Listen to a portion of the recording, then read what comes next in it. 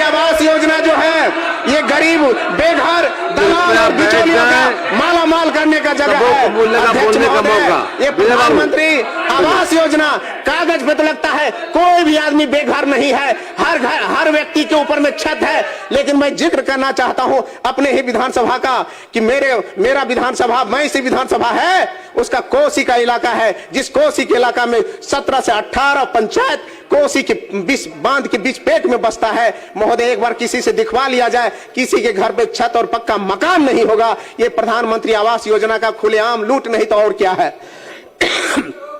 कागज पे तो लगता है कि पूरे तरह से चकाचौंध है, अब कागज पे लगता है किसी को घर देने के लिए बचा नहीं है, लेकिन हकीकत है कि 20,000 रुपए का घूस सरेआम चलता है और 20,000 बाद में जो मजदूरी मिलता है वो भी लूट लिया जाता है। डीबीटी है ना महोदय, अब डीबीटी के माध्यम से महोदय मैं कहना चाहता हूँ, अब तो व्यवस्था डीबीटी की हो गई है। एक कांग्रेस के राज में था, कहते थे 100 रुपया भेजते जा करके हैं, अब गरीबों को नहीं पहुंचता, मात्र 10 रुपया पहुंचता था। जब से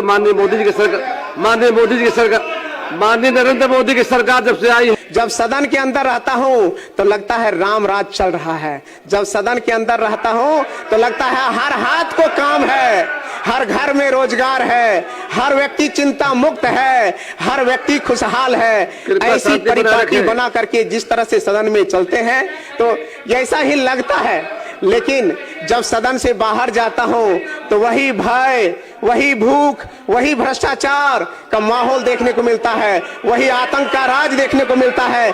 इसलिए अध्यक्ष महोदय, मैं ये कहना चाहता हूं कि ये एक कहावत है, इसको भी सुन लिया जाए। कृपया शांति बनाए रखें। है, सुन लिया जाए।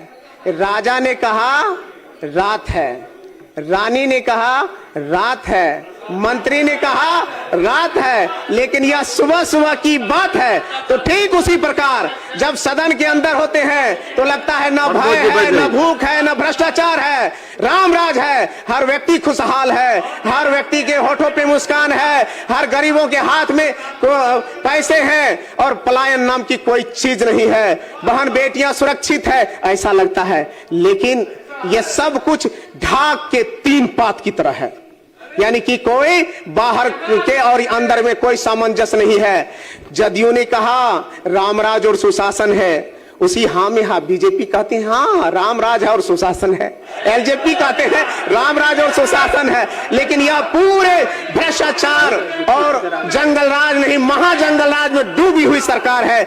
इसलिए मैं इस कटौती प्रस्ताव के समर्थन में खड़ा हूं और मैं कहना चाहता हूं जो ग्रामीण विकास विभाग लोगों के जनजीवन से जुड़ा हुआ है, लोगों के आर्थिक उन्नयन से जुड़ा हुआ है, हर व्यक्ति की खुशहाली से जुड़ा हुआ है, हर व्यक्ति के रोजगार से जुड़ा हुआ है, हर व्यक्ति के चेहरे पे मुस्कान से जुड़ा हुआ है।